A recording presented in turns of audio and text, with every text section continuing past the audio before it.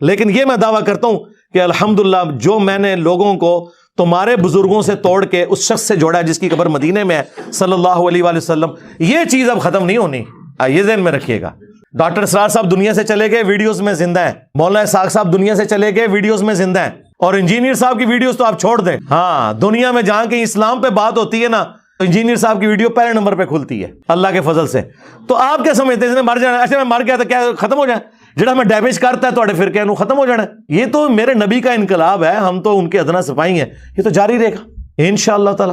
تو گالیاں دینا اس طرح کرنا بھی علمی رد کرو، آؤ بات کرو۔ میں تو ان کو اکیڈمی میں دعوت دے چکا ہوں کہ آپ تشریف لائیں۔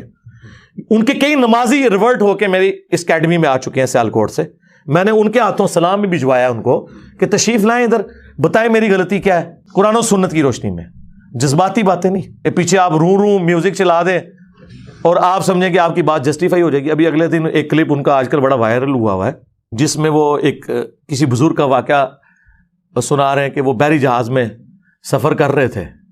اتنی میری بات یاد رکھنا، آپ نے لاہور سے مدینہ پاک بڑی دور کر دیا، لیکن اتنا یاد رکھنا مدینے سے لاہور دور نہیں ہے۔ ہاں جی، یہ کتاب ہے تذکرہ غوثیہ، یہ غوث علی شاہ صاحب رحمۃ اللہ تعالیٰ کے ملفوظات ہیں، اس میں بھی حضرت نے لکھا ہے۔ غوث علی شاہ صاحب آپ فرماتے ہیں میں حج کرنے کے لیے گیا اور میں بمبئی بندرگاہ سے بحری جہاز پہ بیٹھا، ٹھیک ہے جی، کہتے جہاز نکل کھڑا ہوا حج کے لیے، جدہ جانا تھا سیدھا جہاز میں۔ اب کہتے ہیں جو کسی دا عاشق ہوئے اسے دی گل کردا، سو مکر بہانے کر کے اسے دے مرنے مردا۔ اب شاہ صاحب فرماتے ہیں جتنے لوگ بحری جہاز پہ تھے نا میں نے سب پہ نظر ڈالی، کہنا جی کیڑا ہے جہدے نال یار دی گل کریے؟ کہتے ہیں کوئی بھی نہیں تھا۔ کہتے ایک میں دسیا وہ این جو ہے ہی کہ یار دی نہیں لیکن یار دی گل ہو سکتی تھی، اور وہ تھا جہاز کا مولم۔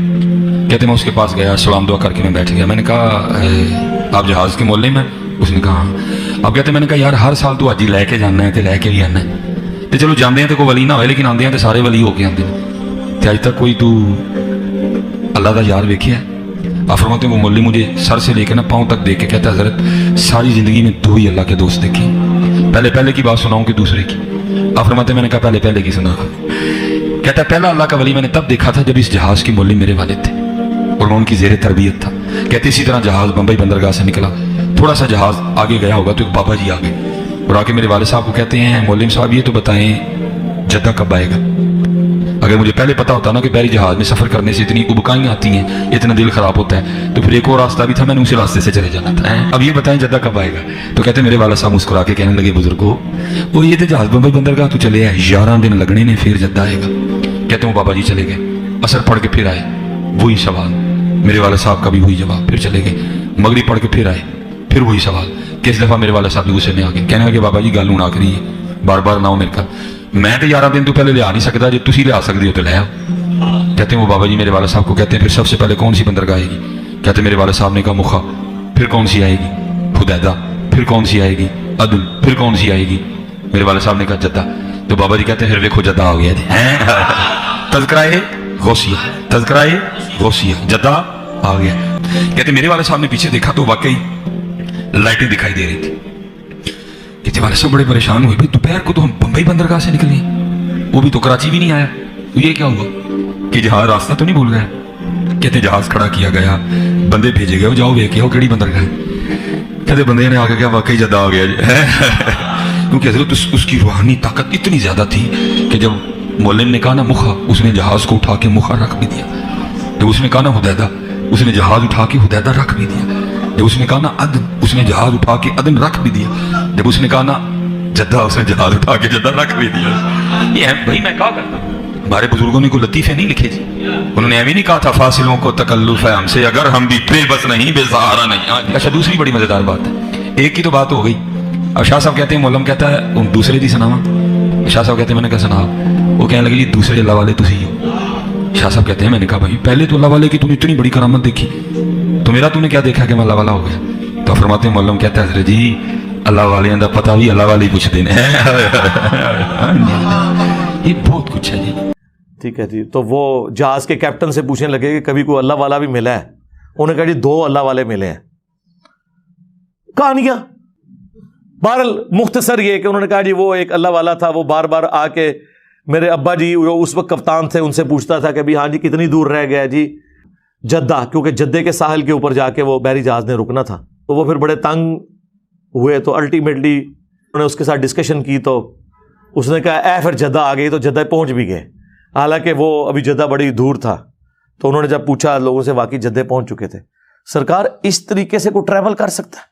اللہ سے ڈر جائیں۔ اور پھر جو آپ یہ کہانی کروا رہے ہیں کہ جی وہ بحری جہاز سمیت وہاں پہنچ گئے جدہ، اس میں ایک ٹیکنیکل غلطی ان سے ہو گئی ہے، وہ میں نے ہائی لائٹ کرنی ہے۔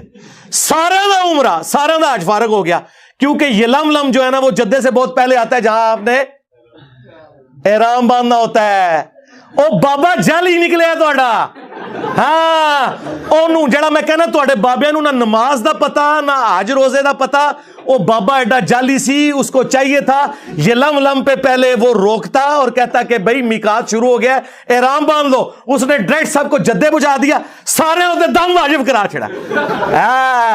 میرے نبی سا ہے ہی کوئی نہیں، تیرے سارے بابے تے شاہی کوئی نہیں، آئے اور داڑھ تھلے۔ یہ کسی کا دماغ ہی نہیں گیا، لوگ سبحان اللہ کہہ رہے ہیں، لعنت اللہ۔ سارے ہوتے دم واجب کرواتا انہیں، کیونکہ جدے پہنچ گئے تو یہ لم تو گزر چکا ہے، جدے پہنچ گئے تو آپ باندھ ہی نہیں سکتے احرام، اور اگر باندھیں گے تو ہر بندے نے اللہ قربان، اور تو بابا دے الٹا مصیبت پہ گئی۔ کتنی بڑی ٹیکنیکل غلطی ہے اس کے اندر، ٹیکنیکل غلطی۔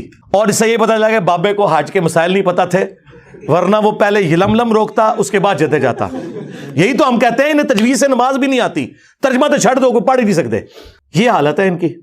اور میرا معصومانہ سوال ہے، آپ کے سارے بزرگ بحری جہازوں میں جاتے تھے جب حج اور عمرے کے لیے، تو آپ تو کہتے ہیں بزرگوں کا مقام بہت بلند ہے، اگر ویل مچھلی تیر سکتی ہے، شارک مچھلی تیر سکتی ہے، تو آپ کے بابے سمندری راستے تیر کے کیوں نہیں وہاں پہنچتے تھے؟ آئے ہو نا داڑھ تھلے ہوں۔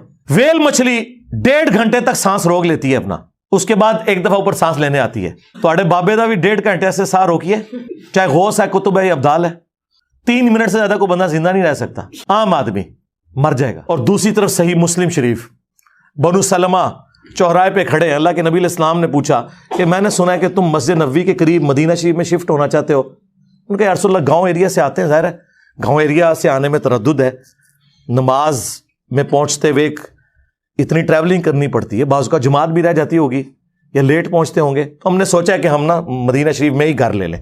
تو نبی علیہ السلام نے فرمایا کہ جو تم اتنے قدم چل کے آتے ہو نا، تو تمہارے لیے ثواب لکھا جاتا ہے۔ یہ حدیث ہے، صحیح مسلم میں بھی، مشکات میں بھی موجود ہے۔ یہ ہے سر کتابوں کا پیغمبر۔ نبی علیہ السلام نے انہیں یہ کیوں نہیں کہا کہ بعد میں تو بزرگان دین جو ہے وہ اڑ کے پہنچ جایا کریں گے مکہ مدینے نمازیں پڑھنے، تو اڑ کے آ جایا کرو، مدینہ شریف کیوں شفٹ ہو رہے ہو؟ اتو اڑ ہوتے تھے، لینڈ کرو، اس زمانے پہ کوئی نہیں سی اڑدا۔